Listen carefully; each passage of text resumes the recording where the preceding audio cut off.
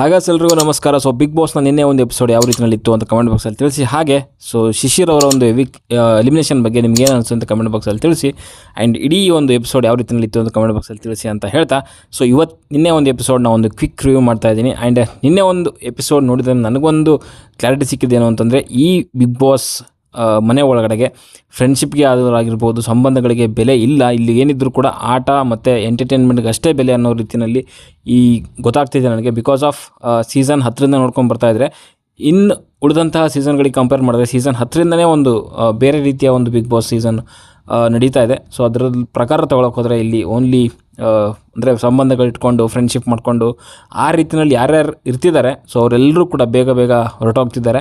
ಇಲ್ಲಿ ಏನಿದ್ರು ಕೂಡ ಸೌಂಡ್ ಮಾಡಬೇಕು, ನೆಗೆಟಿವೋ ಪಾಸಿಟಿವೋ ಒಟ್ಟಿನಲ್ಲಿ ಸೌಂಡ್ ಮಾಡಬೇಕು. ಅವರಿಂದ TRP ಬರಬೇಕು, ಪ್ರೋಮೋ ಶಾಟ್ಗಳು ಬರಬೇಕು ಅವರಿಂದ. ಇಲ್ಲ ಅಂತಂದರೆ ಕಷ್ಟ ಆಗ್ತಾಯಿದೆ. ಆ್ಯಂಡ್ ಅದನ್ನು ನಾನಂತೂ ಅರ್ಥ ಮಾಡ್ಕೊಂಡಿದ್ದೀನಿ. ಒಟ್ಟಿನಲ್ಲಿ ಸೌಂಡ್ ಮಾಡ್ತಾ ಇರಬೇಕು, ಇಲ್ಲ ಅಂತಂದರೆ ಕಷ್ಟ ಇದೆ. ಆ್ಯಂಡ್ ಇನ್ನೊಂದು ಎಪಿಸೋಡ್ ಶುರುವಾಗಿರುವಂಥದ್ದು, ಸೊ ಶಿಶಿರ್ ಅವ್ರಿಗೆ ಸುದೀಪ್ ಸರ್ ಒಂದು ಜಾಕೆಟ್ ಗಿಫ್ಟ್ ಮಾಡ್ತಾರೆ. ಸೊ ನಿನ್ನೆ ಅವ್ರದ್ದು ಬರ್ತ್ಡೇ ಇರೋ ಕಾರಣಕ್ಕೆ, ಸೊ ಆ ಒಂದು ಬರ್ತ್ಡೇ ಗಿಫ್ಟಾಗಿ ಸೊ ಶಿಶಿರ್ ಅವ್ರಿಗೆ ಸೊ ಜಾಕೆಟ್ ಕೂಡ ಒಂದು ಗಿಫ್ಟ್ ಕೊಡ್ತಾರೆ. ಆ್ಯಂಡ್ ಅದ್ಭುತ. ನಾನು ಕೆಲವು ಟೈಮಲ್ಲಿ ಸುದೀಪ್ ಸರ್ಗೆ ಏನಕ್ಕೆ ಹೊಗಳ್ತೀನಿ ಅಂತಂದರೆ, ಓಕೆ, ಬಟ್ ಅದು ಕೆಲವೊಂದು ಟೈಮಲ್ಲಿ ಬೇಜಾರು ಇರುತ್ತೆ, ಬಟ್ ಅದನ್ನು ಹೊರಗೆ ಹಾಕ್ತೀನಿ. ಆ್ಯಂಡ್ ಖುಷಿಯಾದಾಗ ಸಿಕ್ಕಾಪಟ್ಟೆ ಹೊಗಳಿದ್ದೀನಿ, ಅದರಲ್ಲಿ ಎರಡನೇ ಮಾತೇ ಇಲ್ಲ. ಎರಡನ್ನೂ ಕೂಡ ಮಾಡಿದ್ದೀನಿ. ಬೇಜಾರಾದಾಗ ನಾನು ಇಲ್ಲ ಸುದೀಪ್ ಸರ್ ಮಾಡಿರೋಂಥ ತಪ್ಪಿದೆ ಅಂತ ಕೂಡ ಹೇಳ್ತೀನಿ. ಆ ಅಧಿಕಾರ ನನಗಿದೆ, ಹೊಗಳಕ್ಕೂ ಅಧಿಕಾರ ಇದೆ. ಒಬ್ಬ ಅಭಿಮಾನಿಯಾಗಿ ನನಗೆ ಅವ್ರು ಸರಿ ಅಂತ ಅನಿಸದೇ ಇದ್ದಾಗ ಸೊ ನಾನು ಅದನ್ನು ಕ್ವಶನ್ ಮಾಡೋವಂಥದ್ದು, ಹೇಳೋವಂಥ ಅಧಿಕಾರ ಕೂಡ ನನಗಿದೆ. ಓಕೆ, ಸೊ ಅದು ಪ್ರೀತಿಯಿಂದ ಇರ್ಬೋದು. ಓಕೆ, ಸೊ ಅದನ್ನು ಯಾರಾದರೂ ಅವ್ರ ಅಭಿಮಾನಿಗಳಿದ್ದವರು ಅರ್ಥ ಮಾಡ್ಕೊಳ್ಳಿ. ಓಕೆ, ಸೊ ಅಲ್ಲಿ ಅದಾದಮೇಲೆ ಕಂಟೆಸ್ಟೆಂಟ್ಗಳ ಒಂದು ಇಮಿಟೇಷನ್ ಮಾಡುವಂಥದ್ದು ಒಂದು ಚಟುವಟಿಕೆ ಶುರು ಆಗುತ್ತೆ. ಇಲ್ಲಿ ಮಂಜು ಅವರು ಐಶ್ವರ್ಯ ಅವ್ರು ಮಾಡ್ತಾರೆ, ತುಂಬ ಸಖತ್ತಾಗಿ ಮಾಡ್ತಾರೆ. ಸೊ ಅದ್ಭುತವಾಗಿ ಮಾಡಿದ್ರು ಐಶ್ವರ್ಯ ಅವ್ರದ್ದು ಇಮಿಟೇಷನು. ಅದಾದಮೇಲೆ ರಜತ್ ಅವರು ಚೈತ್ರ ಅವ್ರದ್ದು ಮಾಡ್ತಾರೆ. ಸ್ವಲ್ಪ ಓವರ್ ಅಂತ ಅನಿಸಿದ್ರು ಕೂಡ ಸೊ ಒಂದು ರೀತಿಯಲ್ಲಿ ಚೈತ್ರ ಅವ್ರು ಯಾವ ಮಟ್ಟಿಗೆ ಇರಿಟೇಷನ್ ಕೊಡ್ತಾರೆ ಅದನ್ನ ಮಾಡಿ ಅಂತ ಹೇಳ್ಬಿಟ್ಟು ಅದನ್ನು ಹಂಗೆ ಇತ್ತು. ರಜತ್ ಮಾಡಿರುವಂಥದ್ದು ಸಿಕ್ಕಾಪಟ್ಟೆ ಇರಿಟೇಷನ್ ಅಂತ ಅನಿಸ್ತದ್ದು ಚೈತ್ರ ಅವ್ರ ರೀತಿಯಲ್ಲಿನೇ. ಸೊ ಅದಾದಮೇಲೆ ಧನರಾಜ್ ಅವರು ರಜತ್ ಅವ್ರು ಮಾಡ್ತಾರೆ. ಜಸ್ಟ್ ಓಕೆ ಅಂತ ಅನಿಸ್ತು. ಇನ್ನೂ ಅದ್ಭುತವಾಗಿ ಮಾಡ್ಬೋದಾಗಿತ್ತು, ಬಟ್ ಧನರಾಜ್ ಎಲ್ಲೋ ಕರೆಕ್ಟಾಗಿ ಮಾಡಲಿಲ್ಲ. ಸೊ ರಜತ್ ಅವ್ರದ್ದು ಶಿಶಿರ್ ಅವ್ರು ಮಾಡಿದ್ರು. ಸ್ವಲ್ಪ ಓವರ್ ಅಂತ ಅನಿಸಿದ್ರು ಕೂಡ ಸಖತ್ ಕಾಮಿಡಿ ಕೊಡ್ತೋಗ್ರು. ಸೊ ಅದ್ಭುತವಾಗಿ ಮಾಡಿದ್ರು ರಜತ್ ಅವರು. ಆ್ಯಂಡ್ ಧನರಾಜ್ ಅವರು ಗೌತಮಿ ಅವ್ರದ್ದು ಮಾಡಿದ್ರು. ಸ್ಟಾರ್ಟಿಂಗಲ್ಲಿ ಓಕೆ ಅಂತ ಅನಿಸ್ತಾಯಿತ್ತು, ಬಟ್ ಮೋಕ್ಷಿತ್ ಅವ್ರು ಎಂಟ್ರಿ ಆಗ್ತಾರೆ. ಅವರೇ ಒಂದು ಇನಿಷಿಯೇಟಿವ್ ತೊಗೊಂಡು ನಾನು ಮಂಜಣ್ಣನ ಕ್ಯಾರೆಕ್ಟರ್ ಮಾಡ್ತೀನಿ ಅಂತ ಬಂದಾದಮೇಲೆ ಸೊ ಅವಾಗ ಸಖತ್ತಾಗಿ ಮಾಡಿದ್ರು ಇಬ್ಬರು ಸೇರಿಕೊಂಡು. ಅದಾದಮೇಲೆ ಮೋಕ್ಷಿತ್ ಅವರು ಶಿಶಿರ್ ಅವ್ರದ್ದು ಮಾಡ್ತಾರೆ. ಸಖತ್ತಾಗಿ ಮಾಡಿದ್ರು ಹಂಗೆ ನೋಡೋಕೆ ಹೋದರೆ. ಆ್ಯಂಡ್ ಅವರೇ ಇನಿಷಿಯೇಟಿವ್ ತೊಗೊಂಡು ಮಾಡಿದ್ರು, ನಾನೇ ಶಿಶಿರ್ ಅವ್ರದ್ದು ಮಾಡ್ತೀನಿ ಅಂತ. ಸೊ ಅದಾದಮೇಲೆ ಎಕ್ಸ್ಟ್ರಾ ಒಂದು ಬೋನಸ್ ಅನ್ನೋ ರೀತಿಯಲ್ಲಿ ರಜತ್, ತ್ರಿವಿಕ್ರಮ್ ಅವರು, ಸೊ ಭವ್ಯ ಅವ್ರದ್ದು ಮತ್ತು ಸುರೇಶ್ ಅವ್ರದ್ದೇನೋ ಇನ್ಸಿಡೆಂಟ್ ಆಗಿರುತ್ತೆ. ಅಂದರೆ ಭವ್ಯ ಅವ್ರದ್ದೇನೋ ಪ್ಲ್ಯಾನ್ ಇರುತ್ತಂತೆ, ಸುರೇಶ್ ಅಣ್ಣಂದು ಹೋಗ್ಬಿಟ್ಟು ಟವಲ್ ಎಳೆಯೋಣ ಅಂತ ಹೇಳ್ಬಿಟ್ಟು. ಸೊ ಅದನ್ನು ಇಮಿಟೇಟ್ ಮಾಡಿದ್ರು ರಜತ್ ಆ್ಯಂಡ್ ತ್ರಿವಿಕ್ರಮ್ ಅವರು. ಸೊ ಅದು ಕೂಡ ತುಂಬ ಚೆನ್ನಾಗಿತ್ತು. ಓಕೆ, ಸೊ ಈ ಒಂದು ಚಟುವಟಿಕೆ ಆಗಿದ್ದಾದಮೇಲೆ ಅಲ್ಲಿ ಹಾಡುವಂಥ ಒಂದು ಚಟುವಟಿಕೆ, ಅಂದರೆ ನೀರಲ್ಲಿ ಬಾಯಲ್ಲಿ ನೀರು ತುಂಬಿಕೊಂಡು ಸೊ ಅಪೋಸಿಟ್ ತಂಡದವರು ಹಾಡಾಡಬೇಕು. ಆ ನೀರೇನಾದ್ರೂ ಅವ್ರಿಗೆ ನಗಿಸಿ ನೀರು ಚೆಲ್ಲಿದ್ರೆ ಸೊ ಅವರು ತಂಡ ವಿನ್ ಆಗುತ್ತೆ. ಅವ್ರಿಗೆ ಏನಾದರೂ ಒಂದು ಕೊಡ್ತೀನಿ ಅಂತ ಸುದೀಪ್ ಸರ್ ಹೇಳಿದ್ರು. ಸೊ ಅಲ್ಲಿ ತುಂಬ ಚೆನ್ನಾಗಿ ಮಾಡಿದ್ರು ಹಂಗೆ ನೋಡೋಕ್ಕೆ ಹೋದರೆ. ಬಟ್ ಯಾರೂ ಅಂಥ ಬೆಸ್ಟ್ ಪರ್ಫಾರ್ಮೆನ್ಸ್ ಅಂತ ಸಿಕ್ಕಿದ್ದೆ ಕೊನೆಯಲ್ಲಿ ಅದು. ಸೊ ಸುರೇಶ್ ಅವರು ಟ್ರೈ ಮಾಡಿದ್ರು, ಸುರೇಶ್ ಅವ್ರ ಕಡೆಯಿಂದ ಅಂಥದ್ದು ಏನು ಬರಲಿಲ್ಲ. ಚೈತ್ರ ಅವ್ರು ಏನೋ ಜಸ್ಟ್ ಟ್ರೈ ಮಾಡಿದ್ರು, ಅವ್ರ ಕಡೆಯಿಂದ ಏನೂ ಮಾಡಲಿಲ್ಲ. ಭವ್ಯ ಅವ್ರು ಕೂಡ ಟ್ರೈ ಮಾಡಿದ್ರು, ಅವರಿಂದ ಕೂಡ ಏನೂ ಬರಲಿಲ್ಲ. ಆ್ಯಂಡ್ ಧನರಾಜ್ ಅವರು ಇನ್ನೂ ಮಾಡ್ಬೋದಿತ್ತು, ಬಟ್ ಚೆನ್ನಾಗಿ ಮಾಡಿದ್ರು. ಧನರಾಜ್ ಹಂಗೆ ನೋಡೋಕ್ಕೆ ಹೋದರೆ ಸ್ವಲ್ಪ ಯಾರಿಗೆ ರಜತ್ಗೆ ಅಲ್ಲಿ ಏನೋ ಸ್ವಲ್ಪ ಟ್ರೈ ಮಾಡಿದ್ರು ನಗ್ಸೋಕ್ಕೋಸ್ಕರ, ಬಟ್ ಆಗಲಿಲ್ಲ. ಬಟ್ ರಜತ್ಗೆ ಒಂದು ಇದು ಬಂದಾಗ ಅದು ಬಂದಿರೋವಂಥ ಒಂದು ಸಾಂಗ್ ಟ್ಯೂನು ಕೂಡ ಅಂಥದ್ದೇ ಇತ್ತು. ಆ್ಯಂಡ್ ಅವನು ಕೂಡ ಅದ್ಭುತವಾಗಿ ಮಾಡ್ದ ರಜತ್, ಸಖತ್ತಾಗಿ ಮಾಡ್ದ. ಆ್ಯಂಡ್ ಅಲ್ಲಿ ಮಂಜಣ್ಣ ಅಂತೂ ತಡ್ಕೊಳಕ್ಕಾಗಲಿಲ್ಲ ಅವನಿಗೆ. ಅವನ ಮೇಲೆ ಉಗಿದ್ಬಿಟ್ಟು ಹಂಗೆ ಫುಲ್ ಕುಣಿದಾಡ್ಬಿಟ್ಟ, ನಗು ತಡೆಯೋಕ್ಕಾಗ್ದೇ. ರಜತ್ ತುಂಬ ಚೆನ್ನಾಗಿ ಮಾಡ್ದ. ಆ್ಯಂಡ್ ಅದೇ ಆ ಒಂದು ಟ್ಯೂನು ಕೂಡ ಹಾಗೆ ಇತ್ತು. ಸೊ ಅದನ್ನು ಕೇಳಿದ್ರೆ ಯಾವನಿಗಾದ್ರೂ ನಗು ಬರ್ತದೆ. ಸೊ ಚೆನ್ನಾಗಿ ಮಾಡಿದ್ರು. ಆ್ಯಂಡ್ ಅವರಿಗೆ ಚಿಕನ್ ಕೊಡ್ತೀನಿ ಅಂತ ಒಂದು ಪ್ರಾಮಿಸ್ ಬೇರೆ ಮಾಡಿದ್ರು. ಆ್ಯಂಡ್ ತ್ರಿವಿಕ್ರಮ್ ನಮಗೆ ನಿಲ್ವ ಸರ್ ಅಂದಾಗ, ನೀವೇನಾದರೂ ಅದ್ಭುತವಾಗಿ ಮಾಡಿ ನಿಮಗೂ ಕೊಡ್ತೀನಿ ಅಂತಂದಾಗ ಅವ್ರಿಗೂ ಕೂಡ ಅದೇ ಮೇ ಬಿ ಯಾವುದೋ ಸಾಂಗ್ ಹಾಕಿದ್ರು. ಸೊ ಅವರು ಕೂಡ ಟ್ರೈ ಮಾಡಿದ್ರು. ಓಕೆ, ಸೊ ಒಟ್ಟಿನಲ್ಲಿ ಇಬ್ರಿಗೂ ಕೂಡ ಚಿಕನ್ ಕಳಿಸ್ತೀನಿ ಅಂತ ಹೇಳಿದ್ರು. ಸೊ ಇದಾದಮೇಲೆ ಅಲ್ಲಿ SR ರೌಂಡ್ ಬರುತ್ತೆ. ಸೊ ಫಸ್ಟಿಗೆ ಬಂದಂಥ ಒಂದು ಸ್ಟೇಟ್ಮೆಂಟ್ ಏನು ಅಂತಂದರೆ, ತ್ರಿವಿಕ್ರಮ್ ಅವರು ರಜತ್ ಬಂದಾದಮೇಲೆ ರಜತ್ ಅವ್ರಿಗೆ ಸರೆಂಡರ್ ಆಗಿದ್ದಾರೆ ಅನ್ನೋ ರೀತಿಯಲ್ಲಿ ಒಂದು ಸ್ಟೇಟ್ಮೆಂಟ್ ಬರುತ್ತೆ. ಅಲ್ಲಿ ಕೆಲವರೆಲ್ಲ ಎಸ್ ಆರ್ ನೋ ಅಂತ ಹೇಳ್ತಾರೆ.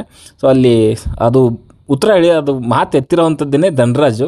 ಸೊ ಧನರಾಜ್ಗೆ ಅದು ಯಾಕೆ ಎಸ್ಸು ಅಂತ ಬಂದಾಗ ಅವರು ಹೇಳ್ತಾರೆ. ಸೊ ಧನರಾಜ್ ಅಂದರೆ ರಜತ್ ಬಂದಾದಮೇಲೆ ಸೊ ಸ್ಟಾರ್ಟಿಂಗಲ್ಲಿ ಗಿಕ್ಕಳ ಇವನೇನು ಕೆಪ್ಪರು ಅಂತೆಲ್ಲ ಅಂದಿದ್ದವನು, ಅದಾದಮೇಲೆ ಒಂದು ರೀತಿಯಲ್ಲಿ ಅವ್ರಿಗೆ ಸರೆಂಡರ್ ಆಗಿದ್ದಾರೆ ಅನ್ನೋ ರೀತಿಯಲ್ಲಿ ಅನ್ನಿಸ್ತಿದೆ ಅಂತ ಹೇಳಿದ್ರು.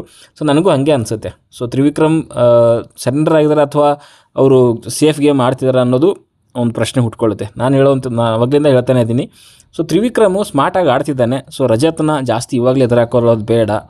ಓಕೆ, ಸೊ ಫಿಸಿಕಲ್ಲಾಗಿ ಅಥವಾ ಎದುರಾದರೆ ಸುಮ್ಮನೆ ಒಂದು ರೀತಿಯಲ್ಲಿ ನನ್ನ ವೀಕ್ನೆಸ್ಗಳು ಕೂಡ ಎತ್ತಬೋದು ಇವನು ಅಂತ ಹೇಳ್ಬಿಟ್ಟು ಸುಮ್ಮನೆ ಸೈಡಿಗೆ ಒಂದು ತಲೆ ಸವರ್ಕೊಂಡು ಸಮಾಧಾನ ಮಾಡ್ಕೊಂಡು ಕರ್ಕೊಂಡು ಹೋಗ್ತಿದ್ದಾನೆ. ಸೊ ಯಾವಾಗ ರಿಟರ್ನ್ ಹೊಡಿತಾನೋ ಗೊತ್ತಿಲ್ಲ. ಸೊ ಅದು ಕ್ಲಿಯರಾಗಿ ಗೊತ್ತಾಗ್ತಿದೆ. ಸೊ ನಾಮಿನೇಷನ್ ಪಾಸ್ ಸಿಕ್ಕಾಗೂ ಕೂಡ ಅಷ್ಟೇ ರಜತ ಕೊಡುವಂಥದ್ದು ಯಾವುದೇ ನೆಸೆಸಿಟಿ ಇರಲಿಲ್ಲ.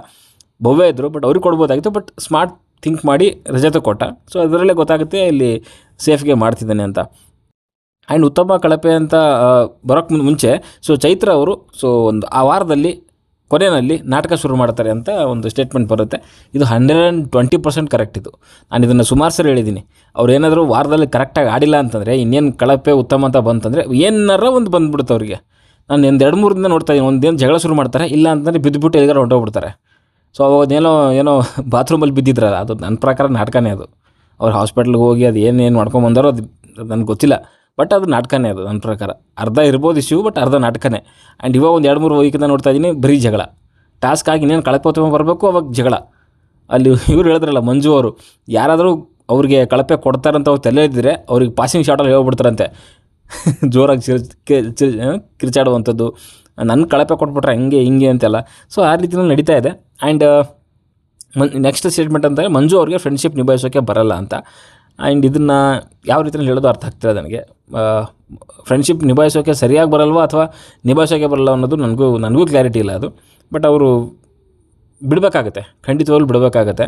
ಸೊ ಇಲ್ಲಾಂದರೆ ಕಷ್ಟ ಆಗುತ್ತೆ. ಒಟ್ಟಿನಲ್ಲಿ ಇವರು ಮುಖ್ಯತಃ ಒಂದು ಸ್ಟೇಟ್ಮೆಂಟ್ ಹೇಳಿದ್ರು, ಮಂಜು ಅವರು ಗೌತಮಿಗೆ ಯಾವ ರೀತಿಯಲ್ಲಿ ಇರಬೇಕೋ ಆ ರೀತಿಯಲ್ಲಿ ಇದ್ದಾರೆ ಅಂತ ಹೇಳ್ಬಿಟ್ಟು. ಸೊ ಅದನ್ನು ಒಂದು 2-3 ಸಾರಿ ರಿಪೀಟ್ ಮಾಡಿಸಿದ್ರು. ಒಟ್ಟಿನಲ್ಲಿ ಮಂಜುನ ತಟ್ಟಿ ಎಬ್ಬಿಸ್ತಿದ್ದಾರೆ. ಒಟ್ಟಿನಲ್ಲಿ ಈ ಒಂದು ಎಪಿಸೋಡ್ ಮುಗಿಯೋಷ್ಟೊತ್ತಿಗೆ ಎಬ್ಬಿಸ್ಬಿಟ್ರು ಅವನ್ನ. ಸೊ ಇದಾದಮೇಲೆ ಅಲ್ಲಿ ಸೇಫ್ ಆಗೋವಂಥದ್ದು ಫಸ್ಟು ರಜತ್ ಅವ್ರನ್ನ ಸೇಫ್ ಮಾಡ್ತಾರೆ. ಬಟ್ ರಜತ್ ಅವ್ರು ಸೇಫ್ ಆಗಿದ್ದಾದಮೇಲೆ ಸೊ ಅಲ್ಲೊಂದು ಸ್ಪೀಚ್ ಕೊಡ್ತಾರೆ. ನಾನು ಮಾತಾಡಿದ್ರು ಅಲ್ಲಿ ಯಾರಿಗಾದರೂ ನೋವಾಗಿದ್ದರೆ ಐ ಡೋಂಟ್ ಕೇರ್ ಅನ್ನೋ ರೀತಿಯಲ್ಲಿ ಬಂದ್ಬಿಡುತ್ತೆ. ಅದು ಅಗೇನ್ ದುರಹಂಕಾರದ ಮಾತುಗಳು. ಸೊ ಯಾರಿಗಾದರೂ ಬೇಜಾರಾಗಿದ್ದರೆ ನಾನು ಯಾವನು ಸಾರಿ ಕೇಳಲ್ಲ, ನಾನು ಇರೋದೇ ಹಾಗೆ. ನಾನು ಇನ್ನೂ ಅಗ್ರೆಷನ್ ಆಟನೇ ಶುರು ಮಾಡಿಲ್ಲ. ಅಗ್ರೆಷನ್ ಆಟ ಶುರು ಮಾಡಿದ್ರೆ ಹಾಗಿರುತ್ತೆ ಹೀಗಿರುತ್ತೆ ಅನ್ನೋದು ಕೆಲವೊಂದೆಲ್ಲ ಮಾತುಗಳು ಬಂತು. ಇದು ದುರಹಂಕಾರದ ಪರಮಾವಧಿ ಅಂತ ನಮಗೂ ಕೂಡ ಅನ್ನಿಸ್ತು. ಓಕೆ, ಅವನಿಗೆ ಕ್ಲಾರಿಟಿ ಎಲ್ಲ ಚೆನ್ನಾಗಿದೆ. ಓಕೆ, ಗೇಮ್ ಬಗ್ಗೆ ಅದ್ಭುತವಾದಂಥ ಕ್ಲಾರಿಟಿ ಇದೆ. ಹೆಂಗಿದೆ ಅಂತಂದರೆ ಅದು ಸಖತ್ ಕ್ಲಾರಿಟಿ ಇದೆ. ಸೊ ಅದಕ್ಕೋಸ್ಕರನೇ ಇಂತಿಂಥ ಡೈಲಾಗ್ಗಳನ್ನು ಅವನು ವೀಕೆಂಡಲ್ಲಿ ಬಿಡುವಂಥದ್ದು ಅದು ಕ್ಲಿಯರಾಗಿ ಗೊತ್ತಾಗ್ತಿದೆ. ಆ್ಯಂಡ್ ಈ ಹೊಡೆಯುವಂಥದ್ದು ಅಥವಾ ಹೊಡಿತೀನಿ ಕೈಕಾಲು ಮುರಿತೀನಿ ಅನ್ನೋವಂಥದ್ದು ಅದ್ಭುತವಾಗಿರುವಂಥ ಕ್ಲಾರಿಟಿಗೋಸ್ಕರನೇ ಅದನ್ನ ಮಾಡ್ತಿದ್ದಾನೆ. ಆ್ಯಂಡ್ ಬಿಗ್ ಬಾಸ್ ಟೀಮ್ ಅವ್ರಿಗೂ ಕೂಡ ಅಂಥವರೇ ಬೇಕು. ಓಕೆ, ಈ ಯಾರು ನಮ್ಮ ಧರ್ಮ ಇದ್ರಲ್ಲ ಅವ್ರ ಥರದವರು, ಈ ಖಾಲಿ ಒಂಥರ ಇದ್ರ ಥರ ಸುಮ್ಮನೆ ಕೂತ್ಕೊಂಡು ಹೋಗುವಂಥವ್ರು ಚಾನ್ಸೇ ಇಲ್ಲ. ನೀನು ಒಳ್ಳೆಯವನಾಗಿರ್ತೀನಿ ಅಂತಂದರೆ ನೀನು ಹೋಗಲೇ ಬೇಡ. ನೀನು ಹೋಗ್ಬಿಟ್ಟು ಏನಾದರೂ ಅಲ್ಲಿ ಮಾಡಲೇಬೇಕು. ಸೌಂಡ್ ಮಾಡಿಲ್ಲ ಅಂತ ಇಟ್ಕೊಳ್ಳಲ್ಲ ನಿನಗೆ. ಅದಕ್ಕೋಸ್ಕರನೇ ಅವನಿಗೆ ಒಂದು VIP ಟ್ರೀಟ್ಮೆಂಟ್ ಮಾಡ್ತಿರೋವಂಥದ್ದು. ಇಷ್ಟೇ ಸುದೀಪ್ ಸರ್ ಮುಂದೆ ಆ ಒಂದು ಮಟ್ಟಿಗೆಲ್ಲನೂ ದುರಹಂಕಾರದ ಮಾತುಗಳು ಹೇಳಿದ್ರು ಸೈಲೆಂಟ್ ಆಗಿದ್ದಾರೆ ಅಂತಂದರೆ ಅರ್ಥ ಮಾಡ್ಕೊಬೇಕು ನೀವು. ಓಕೆ, ಸೊ ಅದಾದಮೇಲೆ ನೆಕ್ಸ್ಟ್ ಸೇವ್ ಆಗೋವಂಥದ್ದು ಧನರಾಜ್ ಅವ್ರನ್ನ ಸೇವ್ ಮಾಡ್ತಾರೆ. ಸೊ ಧನರಾಜ್ ಅವ್ರದ್ದು ಉಲ್ಟಾ ಇದು, ರಜತ್ನ ಉಲ್ಟಾ ಇದು. ಸೊ ರಜತ್ ಜಗಳದಲ್ಲಿ ಯಾರಿಗಾದರೂ ಅಥವಾ ಏನಾದರೂ ತಪ್ಪಾಗಿದ್ರೆ ಸಾರಿ. ಹಾಗೆ ರಜತ್ ಅವರು ಫುಲ್ ಅಗ್ರೆಷನ್ ಇನ್ನೂ ಸ್ಟಾರ್ಟ್ ಮಾಡಿಲ್ಲ ಅಂತ ಹೇಳ್ತಿದ್ದಾರೆ. ಸೊ ಆ ರಜತ್ ಏನಾದರೂ ಅಗ್ರೆಷನ್ ಸ್ಟಾರ್ಟ್ ಮಾಡಿದ್ರೆ ಯಾರಿಗಾದರೂ ಹೊಡೆಯೋದೆಲ್ಲ ಇಟ್ಕೋಬೇಡಿ ಅಂತ ಹೇಳಿ ಸಾರ್ ಅಂತ ಹೇಳ್ಬಿಟ್ಟು ಹೇಳ್ತಿದ್ದಾನೆ ಈ ವ್ಯಕ್ತಿ. ಇಷ್ಟೊಂದೆಲ್ಲ ನೀವು ಅಮಾಯಕನ ಥರ ಆಟ ಆಡುವಂಥದ್ದು ನನಗೂ ಕೂಡ ಯಾಕೋ ಇಷ್ಟ ಆಗ್ತಿಲ್ಲ ಧನರಾಜ್ದು. ಒಂದು ರೀತಿಯಲ್ಲಿ 2 ತಲೆ ಹಾವು ಅನ್ನೋ ರೀತಿಯಲ್ಲಿ ಆಡ್ತಿದ್ದಾನೆ. ಈ ಕಡೆ ಅಗ್ರೆಷನ್ನೂ ತೋರಿಸ್ಬೇಕು ಅಂತಾನೆ. ಅಗ್ರೆಷನ್ ತೋರಿಸಿದಾಗ ಏನಾದರೂ ಅಂದರೆ ಇಲ್ಲ ನಾನು ಸೇಫ್ ಗೇಮ್ಗೆ ಆಡೋಕ್ಕೆ ಮತ್ತೆ ತಿರ್ಗಿ ಆ ಒಂದು ಪ್ಲೇಸ್ಗೆ ಹೋಗಬೇಕು ಅಂತಿದ್ದಾರೆ. ಒಂದು ಥರ ಇರಬೇಕು. ಪದೇ ಚೇಂಜ್ ಆಗ್ತಾ ಇದ್ದರೆ ಜನಗಳು ಕನ್ಫ್ಯೂಷನ್ ಹಾಕ್ಕೊಂಡ್ಬಿಡ್ತಾರೆ. ಯಾಕಂದರೆ ಇವನು ಈ ರೀತಿಯಲ್ಲಿ ಇರೋ ಸರಿನಾ ಅಥವಾ ಈ ರೀತಿಯಲ್ಲಿ ಇರೋ ಸರಿನಾ ಅಂತ ಹೇಳ್ಬಿಟ್ಟು ಎರಡರ ಮಧ್ಯೆ ನೀನು ಆಮೇಲೆ ಬೇರೆ ಆಗ್ಬಿಡ್ತೀಯ. ಸೊ ಅದನ್ನು ಚೇಂಜ್ ಮಾಡ್ಕೊಬೇಕು ಅಂತ ಅನಿಸುತ್ತೆ ನನಗೆ. ಸೊ ಇದಾದಮೇಲೆ ಅಲ್ಲಿ ಚಟುವಟಿಕೆ ಬರುತ್ತೆ, ಅದು ಪಂಚಿಂಗ್ ಹೊಡೆಯುವಂಥದ್ದು. ಇದು ಮಾತ್ರ ಶುರುವಾಗಿದ್ದು ಹೆಂಗೆ ಅಂತಂದರೆ ಸೈಲೆಂಟಾಗಿ ಶುರುವಾದರೂ ಕೂಡ ಕೊನೆಯಲ್ಲಿ ಸರಿಯಾಗಿ ಕೊಟ್ರಪ್ಪ ನಮ್ಮ ಮಂಜು ಅವರು, ಹೇಳ್ತೀನಿ. ಸೊ ಅಲ್ಲಿ ರಜತ್ ಅವರು ಗೌತಮಿ ಅವರಿಗೆ ಒಂದು ಪಂಚ್ ಕೊಡ್ತಾರೆ. ಕಾರಣ ಏನು ಅಂತಂದರೆ, ಅದಕ್ಕೆ ಮುಖ್ಯವಾದ ಕಾರಣ ಒಂದು ಕ್ಯಾಪ್ಟನ್ಸಿ ಗೇಮಲ್ಲಿ ಏನು ಮಾಡಿದ್ರು ಅವರು, ಸೊ ಅಲ್ಲೆಲ್ಲೋ ಅವನಿಗೆ ಸರಿ ಆಗಿರಲಿಲ್ಲ ಅದು ಕ್ಯಾಪ್ಟನ್ಸಿ ಗೇಮು ಅನ್ನೋ ರೀತಿಯಲ್ಲಿ, ಆ್ಯಂಡ್ ಬಯಸ್ಡ್ ಆಗಿತ್ತು ಅಥವಾ ಮೋಸ ಆಯಿತು ಅನ್ನೋ ರೀತಿಯಲ್ಲಿ ರಜತ್ಗೆ ಅನಿಸಿದೆಯಂತೆ. ಜೊತೆಗೆ ಕಳಪೆ ಕೊಡೋ ಟೈಮಲ್ಲೂ ಕೂಡ ಒಂದು ರೀತಿಯಲ್ಲಿ ಏನೋ ಟಾರ್ಗೆಟ್ ಮಾಡಿದ್ರು ಅಂತ ಹೇಳ್ತಿದ್ದಾರೆ. ನನ್ನ ಪ್ರಕಾರ ಟಾರ್ಗೆಟ್ ಆ ಥರ ಏನು ಗೌತಮಿ ಮಾಡೋಕ್ಕೆ ಚಾನ್ಸೇ ಇಲ್ಲ. ಬಿಕಾಸ್ ಆಫ್ ಅವ್ರದ್ದು ಇರೋದೇ ಒಂದು ಟೀಮ್ ಮೀನ್ಸ್ ಒಬ್ಬರೇ ಇರೋದವರು. ಆ್ಯಂಡ್ ಇದ್ರೆ ಮಂಜುನ ಒಬ್ಬನಿಗೆ ಹೇಳ್ಬೋದು ಬಿಟ್ಟರೆ, ಆ್ಯಂಡ್ ಇಡೀ ಮನೆಗೆ ಅವರು ಮ್ಯಾನ್ಪ್ಲೇಟ್ ಮಾಡೋಕ್ಕೆ ಚಾನ್ಸೇ ಇಲ್ಲ. ಯಾಕಂದರೆ ಯಾರ ಜೊತೆಗೂ ಅವ್ರು ಇರೋದೇ ಇಲ್ಲ, ಫಸ್ಟ್ ಆಫ್ ಆಲ್ ಇರೋದೇ ಮಂಜು ಜೊತೆಗೇ. ಅದು ಮ್ಯಾನ್ಪ್ಲೇಟ್ ಮಾಡಿದಾರೆ ಅನ್ನೋದು ನನಗೂ ಅಷ್ಟೇನು ಅನಿಸ್ಲಿಲ್ಲ. ಆ್ಯಂಡ್ ಕ್ಯಾಪ್ಟನ್ಸಿ ಇದಕ್ಕೆ ಗೇಮಲ್ಲಿ ಇಲ್ಲ, ನನಗೆ ಹಾಗೇನು ಅನಿಸ್ಲಿಲ್ಲ, ಆನೆಸ್ಟಾಗಿ ಹೇಳ್ತಾ ಇದ್ದೀನಿ. ಆ ರೀತಿ ನನಗೆ ಯಾವ ರೀತಿಯಲ್ಲೂ ಅವರು ಮೋಸ ಮಾಡಿದ್ರು ಅಥವಾ ಏನು ಮಾಡಿದ್ರು ಅಥವಾ ಇವನಿಗೆ ಸಿಗಬಾರ್ದು ಅಂತ ಏನಾದರೂ ಮಾಡಿದ್ರೆ ಚಾನ್ಸೇ ಇಲ್ಲ. ಆನೆಸ್ಟಾಗಿ ಕರೆಕ್ಟಾಗಿ ನಡ್ಸ್ಕೊಂಡು ಬಂದಿದೆ ಅಂತ ನನಗೆ ಅನಿಸ್ತು. ಆ್ಯಂಡ್ ನೆಕ್ಸ್ಟ್ ಐಶ್ವರ್ಯ ಅವರು ಮಂಜು ಅವರಿಗೆ ಒಂದು ಪಂಚ್ ಕೊಡ್ತಾರೆ. ಆ್ಯಂಡ್ ಸುರೇಶ್ ಅವರು ರಜತ್ ಅವ್ರಿಗೆ ಕೊಡ್ತಾರೆ. ರಜತ್ ಅವ್ರಿಗೆ ಕೊಟ್ಟಿರುವಂಥದ್ದು ಅದೇ ಪದ ಬಳಕೆಯಿಂದ. ಆ್ಯಂಡ್ ಹನುಮಂತ ಕೊಟ್ಟಿರೋವಂಥದ್ದು ಸ್ವಲ್ಪ ಇಂಟ್ರೆಸ್ಟಿಂಗ್ ಆಗಿತ್ತು ಈ ಒಂದು ಲೈನಪ್ಪಲ್ಲಿ. ಸೊ ರಜತ್ಗೆ ಕೆಲವು ವಿಚಾರಗಳಲ್ಲಿ ನೆನೆಸ್ಕೊಂಡು ಕೆಲವು ಸುಮಾರು ಕಡೆಗೆಲ್ಲ ಪಂಚ್ ಕೊಟ್ಬಿಟ್ಟು, ಒಂದು ತಲೆ ಒತ್ತಿಸ್ಕೊಳ್ಳೋ ಅಂಥದ್ದು, ಮನೆ ಕೆಲಸ ಮಾಡಿಸ್ಕೊಳ್ಳೋ ಅಂಥದ್ದು ಒಂದು ಕಡೆ ಹೇಳಿಸ್ಬಿಟ್ಟು, ಆಮೇಲೆ ಸೊ ಮಾತುಗಳು, ಸೊ ಅದೇ ಪದಗಳು, ಅವಾಚ್ಯ ಶಬ್ದಗಳನ್ನ ಬೈಯೋವಂಥದ್ದು, ಆಮೇಲೆ ನನ್ನ ದೋಸ್ತಿಗೂ ಹೆದರಿಸಿರೋವಂಥದ್ದು, ಅದಕ್ಕೆಲ್ಲ ಸೇರಿಸ್ಕೊಂಡು ಹೊಡೆದು ಧನರಾಜಂದೆಲ್ಲ ಸೇರಿಸ್ಕೊಂಡು ಇವನೇ ಹೊಡೆದ್ಬಿಟ್ಟ. ಆ್ಯಂಡ್ ಅಲ್ಲಿ ತ್ರಿವಿಕ್ರಮ್ ಅವರು ನೆಕ್ಸ್ಟ್ ಐಶ್ವರ್ಯ ಅವ್ರಿಗೆ ಕೊಡ್ತಾರೆ. ಆ್ಯಂಡ್ ಮುಖವಾಡ ಹಾಕ್ಕೊಂಡಿದ್ದಾರೆ ಅವರು, ಹೊರಗಡೆ ಈ ರೀತಿಯಲ್ಲಿ ಇಲ್ಲ, ತುಂಬ ಅಗ್ರೆಸಿವ್ ಇದ್ದಾರೆ. ಬಟ್ ಇಲ್ಲಿ ಒಂದು ರೀತಿಯಲ್ಲಿ ಏನೋ ಪಾಪ ಅನ್ನೋ ರೀತಿಯಲ್ಲಿದ್ದಾರೆ. ಆ್ಯಂಡ್ ಕಳಪೆ ಅಂತ ಬಂದಾಗ ಅದೇ ರೀಸನ್ ಕೊಡೋಕ್ಕೆ ಅವರಿಗೆ ಏನೂ ಇರೋದೇ ಇಲ್ಲ, ಸುಮ್ಮನೆ ಏನೇನೋ ರೀಸನ್ ಕೊಡ್ತಾರೆ ಅನ್ನೋವಂಥದ್ದು ಒಂದು ರೀಸನ್ನ ಕೊಟ್ಟು ಅವರಿಗೆ ಪಂಚ್ ಮಾಡ್ತಾರೆ. ಆ್ಯಂಡ್ ನೆಕ್ಸ್ಟ್ ಬಂದಂಥ ಧನರಾಜ್ ಅವರು ತ್ರಿವಿಕ್ರಮ್ ಅವ್ರಿಗೆ ಒಂದು ಪಂಚ್ ಮಾಡ್ತಾರೆ. ಸೊ ಅದಕ್ಕೆ ಕೊಟ್ಟಿರೋವಂಥ ಒಂದು ಕಾರಣ ಅಂದರೆ ಬಯಾಸ್ಡಾಗಿ ಕೆಲವೊಂದು ಡಿಸಿಷನ್ಗಳು ತೊಗೊತಾರೆ. ಆ್ಯಂಡ್ ಅವರೇ ನನಗೆ ಕ್ಯಾಪ್ಟನ್ಸಿ ತುಂಬ ಚೆನ್ನಾಗಿ ಮಾಡಿದೆ ಅಂತ ಹೇಳ್ತಾರೆ, ಬಟ್ ನಾಮಿನೇಷನ್ ವಿಚಾರದಲ್ಲಿ ಬಯಸ್ಡಾಗಿ ಮಾಡಿದೆ ಅಂತ ರೀಸನ್ ಕೊಡ್ತಾರೆ. ಸೊ ಅದಕ್ಕೋಸ್ಕರ ಒಂದು ರೀತಿ ಎರಡೆರಡು ಮಾತಾಡ್ತಾರೆ ಅಂತ ಹೇಳ್ಬಿಟ್ಟು ಅವ್ರಿಗೊಂದು ಪಂಚ್ ಕೊಟ್ಟರು. ಆ್ಯಂಡ್ ಶಿಶಿರವರು ಮಂಜು ಕೊಡ್ತಾರೆ. ಆ್ಯಂಡ್ ಮೋಕ್ಷಿತಾ ಅವರು ಮಂಜು ಕೊಡ್ತಾರೆ. ಅದೇ ರೀಸನ್ಗಳು ಮತ್ತೆ ತಿರ್ಗತೆಗೆ ನಾನು ಹೇಳೋಕ್ಕೆ ಹೋಗೋದಿಲ್ಲ. ಸೊ ಮೋಕ್ಷಿತಾ ಅವರು ಮಂಜು, ಆ್ಯಂಡ್ ಚೈತ್ರ ಅವರು ಕೂಡ ಮಂಜು ಕೊಡ್ತಾರೆ. ಆ್ಯಂಡ್ ಮಂಜು ಬರುತ್ತಲ್ಲ ನೆಕ್ಸ್ಟ್ ಇದ್ರ ಟೈಮಲ್ಲಿ ಮಂಜು ಐಶ್ವರ್ಯ ಕೊಡ್ತಾರೆ. ಹೆಂಗೆ ಕೊಡ್ತಾರೆ ಅಂತಂದರೆ ನಿಜವಾಗ್ಲೂ ಆ ಅಮ್ಮನ ಪಾಪ ಮಕ್ಕ ನೋಡೋಕೆ ಆಯ್ತಿರಲಿಲ್ಲ ನನಗೆ. ಆ ಒಂದು ಮಟ್ಟಿಗೆ ಹೇಳಿ ಪಂಚ್ಗಳು ಕೊಟ್ಟರು ಯಪ್ಪ, ಅದು ನಾನು ನೋಡ್ಲಿಕ್ಕಾಗಲಿಲ್ಲ. ಗೊತ್ತಿಲ್ಲ ಅದು ಸುದೀಪ್ ಸರ್ ಅದಕ್ಕೆ ಅವ್ರಿಗೆ ಹೇಳಿದ್ದಕ್ಕೂ ಇವ್ರು ರೈಸ್ ಆಗಿದ್ದಕ್ಕೂ ಅದಕ್ಕೆ ಪೇಪರ್ ಫೋಟೋ ಕಿತ್ಕೊಂಡು ಹೋದ್ರೂ ಬಿಡ್ತಾ ಇರಲಿಲ್ಲ, ಹಾಕಿ ಹಚ್ಚಿ ರೀಸನ್ಗಳು ಕೊಟ್ಟು ಹೊಡೆದು ಬಿಸಾಕಿದ್ರು. ಆಮೇಲೆ ನೆಕ್ಸ್ಟ್ ಬಂದಂಥದ್ದು ಗೌತಮಿ ಅವರು. ಸೊ ಗೌತಮಿ ಗೊತ್ತಿಲ್ಲ ನನಗೆ, ಅವರು ಕಷ್ಟ ಇದೆಯಪ್ಪ ಅವ್ರು ಗೌತಮಿ ಈ ರೇಂಜಿಗೆ ಒಂದು ರೀತಿಯಲ್ಲಿ ಆಡೋವಂಥದ್ದು ತುಂಬ ಕಷ್ಟ ಇದೆ. ಯಾಕಂತಂದರೆ ಓಕೆ ಅವ್ರದ್ದು ಡಿಸಿಷನ್ ಒಪ್ಕೊತೀನಿ, ಬಟ್ ಏನಂತಂದರೆ ಅವ್ರಿಗೆ ನಾನು ಯಾರಿಗೂ ಪಂಚ್ ಮಾಡೋಷ್ಟು ಕೋಪ ಇಲ್ಲ ಸರ್ ಅಂತ ಹೇಳಿದ್ರು. ಓಕೆ ಅವ್ರ ಡಿಸಿಷನ್ನ ಒಪ್ಕೊತೀನಿ. ಆ ರೀತಿಯಲ್ಲಿ ಒಂದು ವೇಳೆ ಅಷ್ಟೊಂದು ಸಾಫ್ಟ್ ನೇಚರ್ ಇದೆ ಅಂತಲೇ ಅಂದ್ಕೊಳ್ಳೋಣ. ಆದರೆ ಗೌತಮಿ ಮೇಡಮ್ ಅವರೇ, ನಾನು ಆವಾಗಲೇ ಹೇಳಿದೆ, ಬಿಗ್ ಬಾಸ್ ಅನ್ನೋವಂಥದ್ದು ಸೌಂಡ್ ಮಾಡೋವಂಥ ಆಟ ಇದು. ನಿಮಗೆ ಬಿಗ್ ಬಾಸ್ ಅವ್ರು ಏನು ಹೇಳಿರ್ತಾರೆ ಅದನ್ನು ನೀವು ಮಾಡಲೇಬೇಕು. ನಾನು ಇಲ್ಲಿ ಸಾಚ ಆಗಿರ್ತೀನಿ, ನಾನು ಅಮಾಯಕರಾಗಿರ್ತೀನಿ ಅಂತಂದರೆ ಇಲ್ಲ. ನೋಡಿ, ನಾನು ಕ್ಲಿಯರಾಗಿ ಹೇಳ್ತಾ ಇದ್ದೀನಿ, ಬಿಗ್ ಬಾಸ್ ಮನೆ ಅದು ಒಂದು ರೀತಿಯಲ್ಲಿ ಸ್ಕ್ರಿಪ್ಟೆಡ್ ಆಗಿರೋವಂಥ ಒಂದು ಮನೆ. ಓಕೆ, ನೀವು ಸ್ಕ್ರಿಪ್ಟೆಡ್ ಇಲ್ಲ ಅಂತ ಎಷ್ಟೇ ಜನ ಹೇಳಿದ್ರು ಕೂಡ ನಾನೊಂದು ಅರ್ಥ ಮಾಡ್ಕೊಂಡಿದ್ದೀನಿ, ಬಿಗ್ ಬಾಸ್ ಅನ್ನೋದು ಒಂದು ಒಳ್ಳೆ ಸ್ಕ್ರಿಪ್ಟ್ ಆಗಿರೋವಂಥ ಒಂದು ಗೇಮ್ ಅದು. ಓಕೆ, ಅಲ್ಲಿ ಮೇಲೆ ಕೂತವರು ನಿಮಗೆ ಆಡಿಸ್ತಾ ಇರ್ತಾರೆ, ನೀವು ಆಡ್ತಾ ಇರ್ತೀರ. ನಿಮ್ಮನ್ನು ತೊಗೊಂಡೋಗಿ ಒಂದು ಸಿಚುವೇಶನ್ಗೆ ಹಾಕ್ತಾರೆ, ನೀವು ಅಲ್ಲಿ ಫೈಟ್ ಮಾಡಬೇಕಾಗತ್ತೆ. ಫೈಟ್ ಮಾಡೋವಂಥ ಒಂದು ಸಿಚುವೇಶನ್ ಕ್ರಿಯೇಟ್ ಮಾಡ್ತಾರೆ. ಓಕೆ, ನಿಮ್ಮ ಜಗಳ ಆಡೋವಂಥ ಒಂದು ಸಿಚುವೇಶನ್ ಕ್ರಿಯೇಟ್ ಮಾಡ್ತಾರೆ. ಇವಾಗ ಇದು ಕೊಟ್ಟಿರೋವಂಥ ಟಾಸ್ಕ್ ಏನಕ್ಕೆ ಕೊಟ್ಟಿದ್ದಾರೆ ನಿಮಗೆ? ನಾಳೆ ಸೋಮವಾರ ಬೆಂಕಿ ಹತ್ಕೊಳ್ಳಿ, ಅದು ಬ್ಲಾಸ್ಟ್ ಆಗಲಿ ಅನ್ನೋ ರೀತಿಗೋಸ್ಕರನೇ ಕೊಟ್ಟಿದ್ದಾರೆ. ನೀವು ಅದನ್ನೇ ಆಡಲ್ಲ ಅಂತಂದಮೇಲೆ ನಾನು ಒಳ್ಳೆಯವನಾಗಿರ್ತೀನಿ, ನಾನು ಬುದ್ಧನಾಗಿರ್ತೀನಿ ಅಂತಂದರೆ ದಯವಿಟ್ಟು ನೀವು ಬಿಗ್ ಬಾಸ್ಗೆ ಬರೋಕ್ಕೆ ಹೋಗಬೇಡಿ. ಮುಂದೆ ಬರುವಂಥ ಕಂಟೆಸ್ಟೆಂಟ್ಗಳು ನೀವು ಬುದ್ಧನ ರೀತಿಯಲ್ಲಿ, ರಾಮನ ರೀತಿಯಲ್ಲಿ ಇವರೆಲ್ಲ ಆಗಕ್ಕೆ ಹೋಗಬೇಡಿ. ಆದರೆ ಬಿಗ್ ಬಾಸ್ ಮನೆ ಒಳಗಡೆ ಇರ್ಲಕ್ಕೆ ಹೋಗಬೇಡಿ. ಅಲ್ಲಿ ಏನೇ ಇದ್ದರೂ ಕೂಡ ಸೌಂಡ್ ಮಾಡಬೇಕು.